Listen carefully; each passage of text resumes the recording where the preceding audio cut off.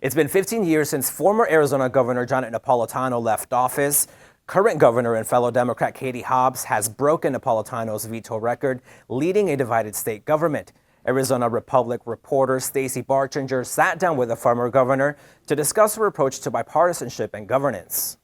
I oftentimes felt when I was governor, and we had to work across the aisle all the time, it was a Republican legislature, but that it was more conservative overall than the millions of Arizona voters who I'd met many of on the course of the campaign, and took positions that were not necessarily reflective of the greater populace. She respectfully broke your veto record. I think she's about to, just in her second year, break the all-time for any governor veto record. Any thoughts about that? It sounds like you think that's a good thing. Well, you know, the governor has a veto for a reason, and if the legislature doesn't like it, it can override the veto. They never overrode me. They never even I think they maybe once tried to override me and didn't. Probably half of the bills that I vetoed, they knew I was going to veto.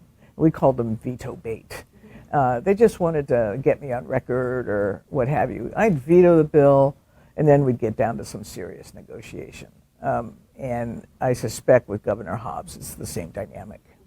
You know, there were folks who thought you as the Democratic governor would veto every Republican bill, but you didn't do that. No, intentionally. No, and you know, you can't, and you really shouldn't unless they're all uniformly nuts, and they're not. Just partisanship of today. People are so in their silos, in their views. How do you think that affects divided government politics in Arizona? Doesn't help. A legislature and a governor are like a big family, and you're going to have family members you don't like. You have family members you're really close to.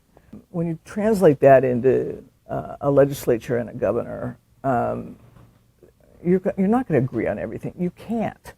But how do you resolve family squabbles? Somebody gives a little, somebody gets a little. What's happened today in American politics, and I think Arizona politics is no different, is that the notion of an underlying idea, and the idea here I would suggest is the idea that we are here to govern for the people of Arizona, has kind of crumbled. So little fights become big fights.